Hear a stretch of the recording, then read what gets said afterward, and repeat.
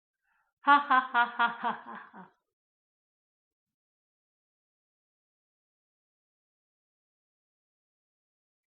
हंसने से शरीर की संपूर्ण प्रणालियों की सक्रियता तथा मन की प्रफुल्लता बढ़ती है। अब शुरू करते हैं प्राणायाम। प्राणायाम शुरू करने से पूर्व पद्मासन में बैठे, पद्मासन लगाए, कमर एवं गर्दन सीधी रखें,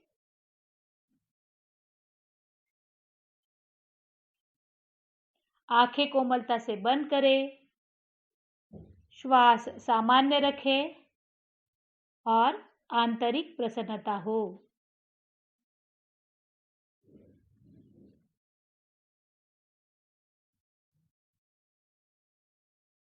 प्राणायाम में पहली क्रिया गहरा लंबा श्वास।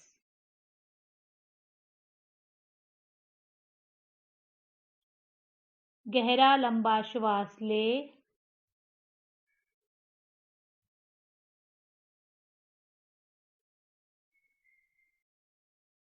श्वास बाहर निकालते हुए पेट की मांसपेशियों का संकोचन करें। नाभि मूल प्रयास पूर्वक रीढ़ पर, मूल बंध लगाएं, पेट ढीला,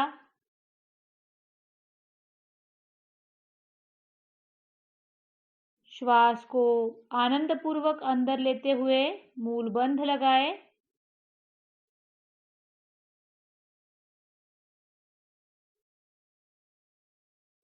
इस प्रकार गहरा लंबा श्वास ले।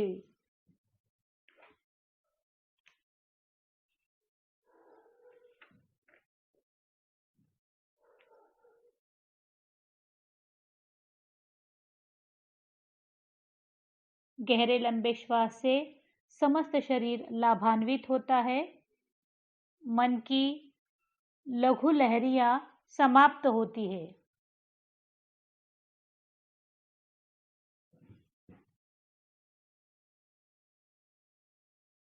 अनुलोम विलोम।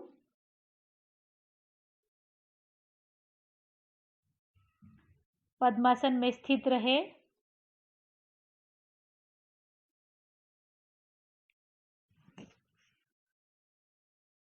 बाएं हाथ की प्राणायाम मुद्रा।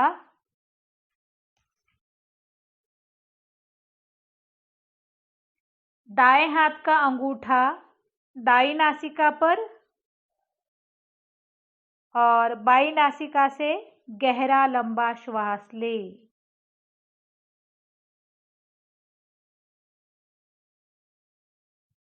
अनामिका से बाईं नासिका को बंद करते हुए दाईं नासिका से श्वास बाहर निकाले।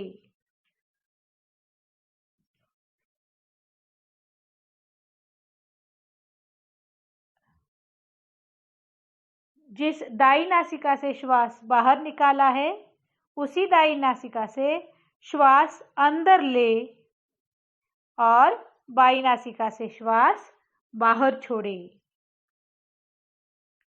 यह अनुलोम विलोम की एक आवृत्ति हुई।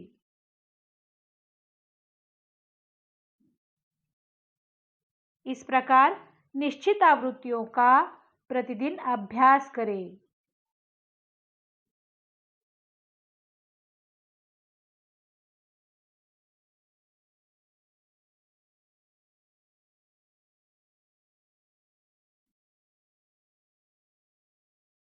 श्वास के बाहर निकालने पर तथा श्वास के पूरा अंदर भरने पर मूल बंध का अभ्यास करें।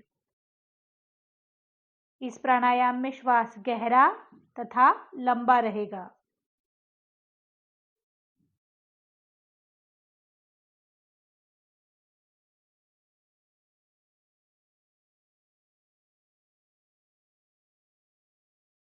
अनुलोम विलोम करने से मानसिक नियंत्रण प्रारंभ होता है।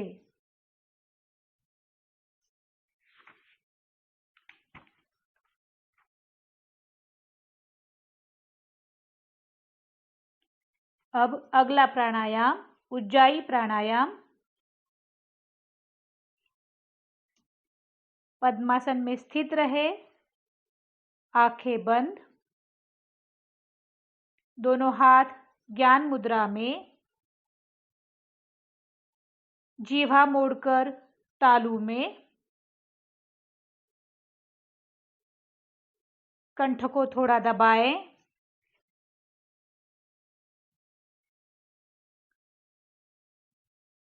अब श्वास को बाहर निकालकर पेड़ू पिचकाए।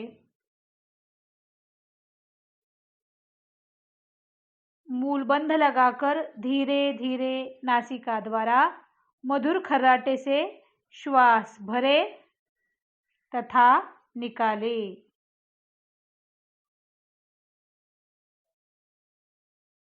श्वास भरते समय हृदय से कंठ तक और बाहर निकालते समय कंठ से हृदय तक श्वास का विचरण करें।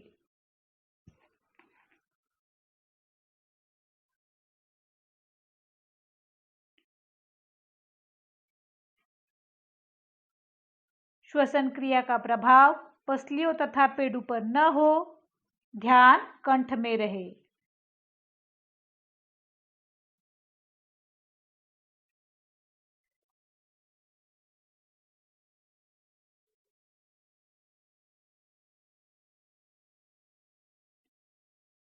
उज्जाई प्राणायाम करने से मधुर ध्वनि मन की लघु लहरियों को समाप्त कर इसको शांत अवस्था में सहयोग देती है। स्वर सुरीला बनता है तथा कंठ, फेफड़े और उदर के दोष दूर हो जाते हैं।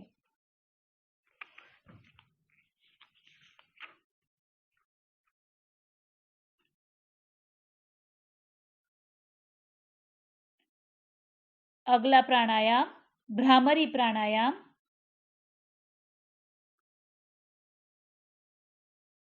पद्मासन में स्थित रहे, आंखें कोमलता से बंद, अंगूठे कानों में,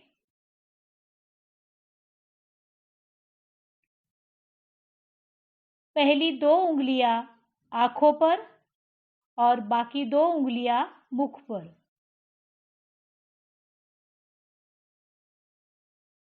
अब श्वास को बाहर निकाले, श्वास गहरा भरे, मूल बंध लगाए, यथासंभव आंतरिक कुंभक लगाएं। अब मधुर गुंजन करते हुए गहरा श्वास बाहर निकाले। अंत में पेट का संकोचन करें।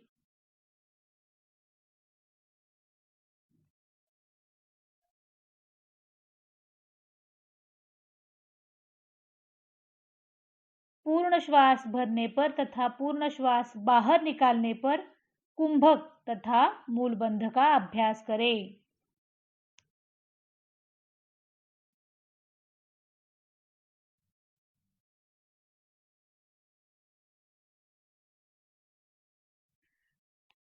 उच्च रक्तचाप, हृदय रोगी और अस्थमा पीड़ित कुंभक न करें। इस प्रकार भ्रामरी प्राणायाम की आवृत्तियां धीरे धीरे बढ़ाएं।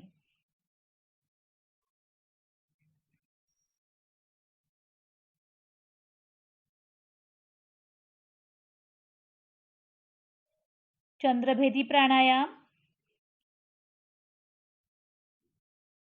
पद्मासन में स्थित रहे,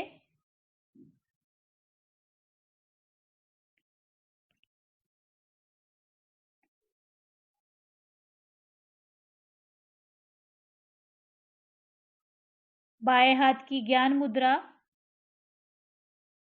दाहिने हाथ की प्राणायाम मुद्रा बनाकर अंगूठे से दाई नासिका बंद करें।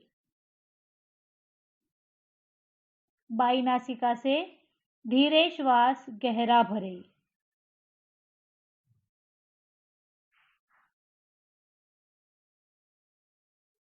अनामिका से बाई नासिका भी बंद करें।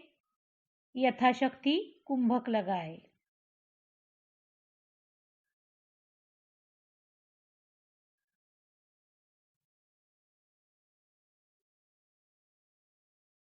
मूल बंध, जालिंदर बंध तथा उड़ियान बंध त्रिबंध लगाकर दाई नासिका से धीरे धीरे गहरा श्वास बाहर निकालें।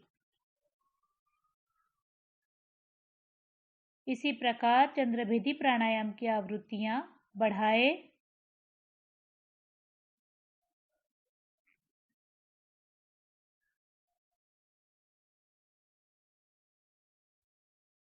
चंद्रभेदी प्राणायाम करने से थकावट दूर होती है, पित्त शांत होता है और मन शांत हो जाता है।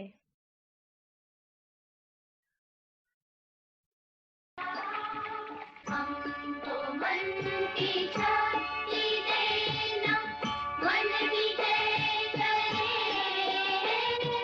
दूसरों की जय से पहले खुद को जय करे। हमको मन की शक्ति देना, मन विजय करे, दूसरों की जय से पहले खुद को जय करे। हमको मन की शक्ति देना।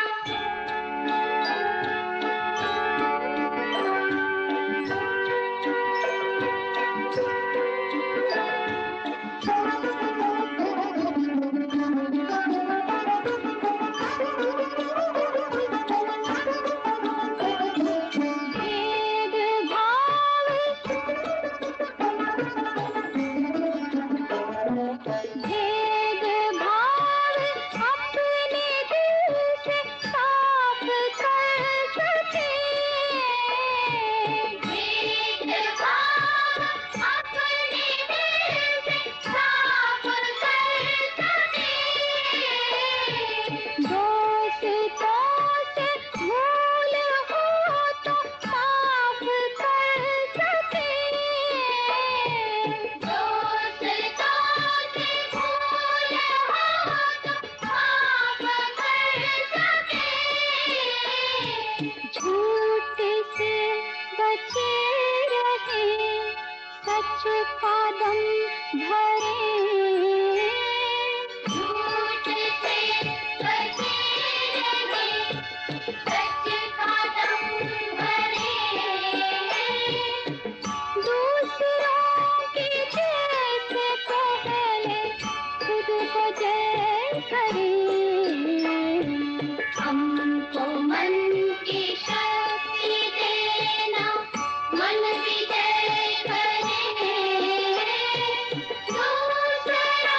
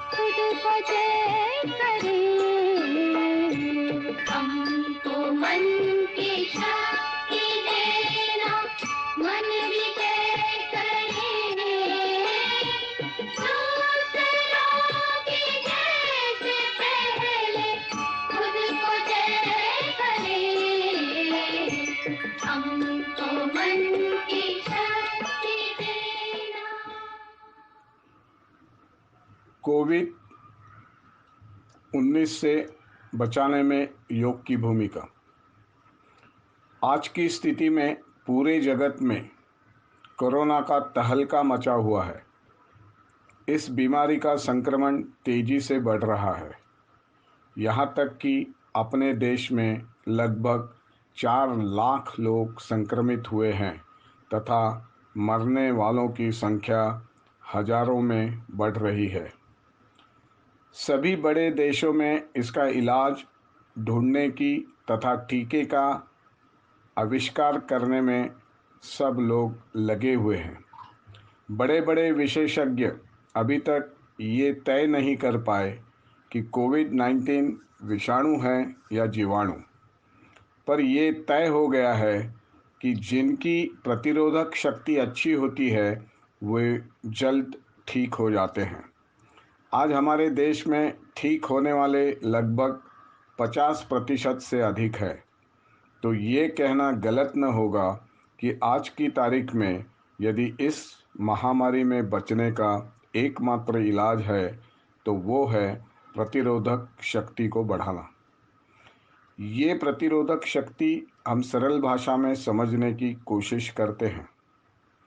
हमारे शरीर में WBC यानी श्वेत रक्त कोशिकाएं होती है जो रक्त भ्रमण प्रणाली और लसिका भ्रमण प्रणाली में बहती है। ये कोशिकाएं जब भी शरीर पर बीमारी का आक्रमण होता है तब हमें बचाने की भरसक कोशिश करती है। यह कोशिकाओं की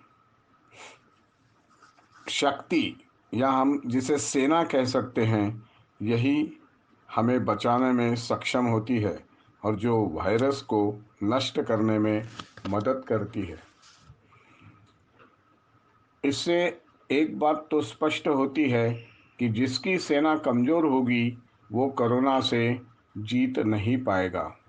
संक्षिप्त में कहें तो यदि हमें कोरोना से जीतना है तो हमारी सेना बलवान करनी पड़ेगी, अर्थात प्रतिरोधक शक्ति को बढ़ाना होगा। सभी ने योग का लोहा मान लिया है और इसीलिए आज हम 6ठा अंतर्राष्ट्रीय दिन मना रहे हैं। 21 जून ये साल का सबसे बड़ा दिन होता है, आप जानते हैं। इसी दिन उत्तरायण से दक्षिणायन में संक्रमण होता है और इन्हीं दिनों सौर ऊर्जा अधिक प्रभावी होती है और इसी ऊर्जा से सकारात्मकता बढ़ती है तथा आत्मविकास होता है। इस साल IY डे यानी अंतर्राष्ट्रीय योग दिवस की थीम है, जो नारा है वो ये है, योग एट होम एंड योग विथ फैमिली, जिसका सरल हिंदी में अनुवाद कर सकते हैं, घर में करो योग, परिवार के साथ करो योग। रोग प्रतिरोधक शक्ति कैसे बढ़ेगी? हमने रोग प्रतिरोधक शक्ति तो समझ ली, पर ये बढ़ेगी कैसे? व्यक्तिगत जीवन में सुपाच्य भोजन, शुद्धि क्रियाएं, आसन, प्राणायाम और ध्यान का अभ्यास करके हम अपनी प्रतिरोधक शक्ति बढ़ा सकते हैं। एक एक विषय को हम समझने की कोशिश करते हैं। सुपाच्य भोजन, हमारे भोजन में हरी सब्जियां हो, मौसमानुसार फल हो, सलाद हो, अंकुरित अनाज हो, नींबू हो, आंवला हो, अदरक, दालचीनी, लहसुन और ख़ास करके खट्टे फल का सेवन हो। इससे शरीर का पोषण अच्छा होता है। हालांकि हमारी आदत होती है कि हमें तला भुना खाने की ज़्यादा रुचि होती है, पर बनते कोशिश हमें इससे बचना होगा। समय पे खाना खाना होगा और एक अपनी समय सारणी, एक अपना निश्चित समय तय कर लें। जिस समय हम खाएं उसी समय हम खाते रहेंगे तो इससे भी हमारा पाचन अच्छा रहेगा। पाचन बढ़ाने के लिए और एक अच्छा तरीका है कि खाना खाते समय हमें पानी का उपयोग नहीं करना चाहिए, क्योंकि जब हमें खाने की इच्छा होती है तो हमारा जठराग्नि प्रज्वलित होता है, और जठराग्नि प्रज्वलित होने के पश्चात यदि हम ठंडा पानी पी जाएं तो वो अग्नि जो है वो थम जाती है, शांत हो जाती है और पाचन में बाधाएं उत्पन्न करती हैं। इसलिए खाना खाने से पूर्व एक लगभग आधा पौन घंटा तथा खाना खाने के बाद आधा पौन घंटा तक हम पानी न पिए। और यदि कुछ तीखा लग जाए या कुछ सूखा सूखा सा गले को महसूस हो जाए तो हम गुनगुना पानी का प्रयोग कर सकते हैं, छाछ पी सकते हैं। छाछ ये भी एक बहुत अच्छी चीज़ है। उसके साथ साथ हमने पाचन सुधार लिया, शरीर का पोषण अच्छा कर लिया, पर हमें शुद्धि क्रियाएं भी समझना जरूरी है। जैसा कि आप जानते हैं, धौती, बस्ती, नेति, त्राटक, नवली तथा कपालभाति का हमने रोज नहीं तो एक निश्चित अंतराल के बाद इसकी साधना करनी चाहिए। जैसे कि आप जानते हैं कि इसमें से कुछ क्रियाएं जो है वो किसी अनुभवी व्यक्ति के निगरानी में ही करना उचित होगा, पर हम जल नीति कर सकते हैं, वमन कर सकते हैं, कपालभाति कर सकते हैं, या अपने आप करें। और यदि इन सत्कर्मों को हम अपनाएंगे और नियमित रूप से नित्य अंतराल के बाद यदि करेंगे तो शरीर का शुद्धिकरण होगा, और शरीर का आंतरिक शुद्धिकरण होने से ये भी हमारी रोग प्रतिकार शक्ति, रोग अवरोध शक्ति को बढ़ाएगा। आसन, आसनों से शरीर स्वस्थ तथा लचीला होता है। इसके नियमित अभ्यास से पाचन, निष्कासन, रक्त भ्रमण, श्वसन, मांसपेशी तथा प्रतिरोधक प्रणाली स्वस्थ बनती है और शारीरिक विकास होने में, शारीरिक स्वास्थ्य प्राप्त करने में आसनों से सहायता होती है।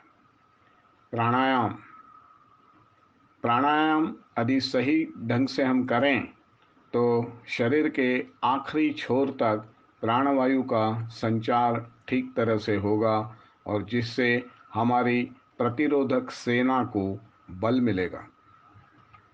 गहरा लंबा श्वास, योगिक श्वसन, कपालभाति, भस्त्रिका तथा अनुलोम विलोम प्राणायाम से हम प्रतिरोधक क्षमता को बढ़ा सकते हैं। आखिरी सूत्र है ध्यान।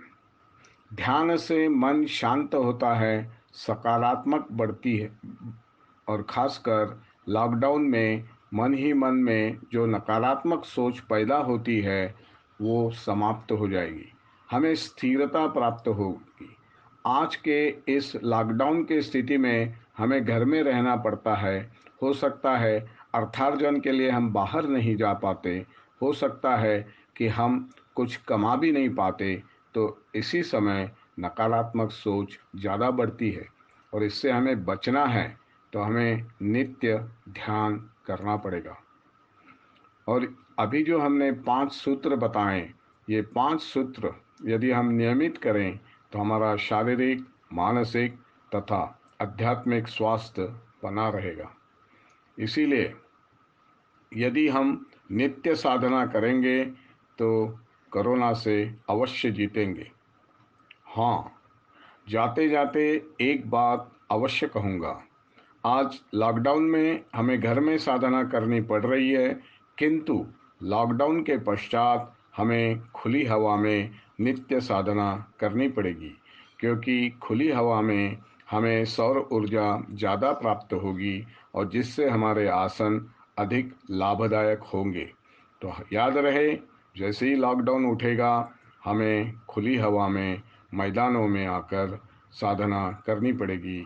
इसलिए फिर एक बार मैं कहूँगा, यदि हम नित्य साधना करेंगे तो अवश्य कोरोना से जीतेंगे। भारतीय योग संस्थान धन्यवाद। के सभी साधकों को वैयक्तिक रूप से संकल्प लेना है।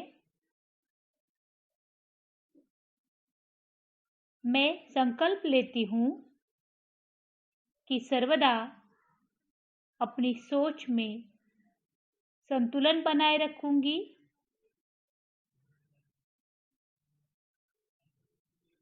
ऐसी मनस्थिति मेरे उच्चतम आत्मविकास की असीम संभावनाएं प्रदान करती है। मैं अपने कर्तव्य निर्वाह के प्रति, कुटुंब और कार्य के प्रति तथा समाज व समूचे विश्व में शांति, स्वास्थ्य और सौहार्द के प्रसार के लिए कृत संकल्प हूँ।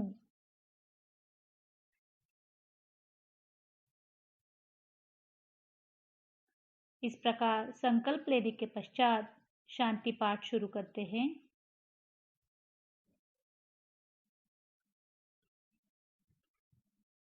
सुखासन में स्थित शांति पाठ की शुरुआत करते हैं।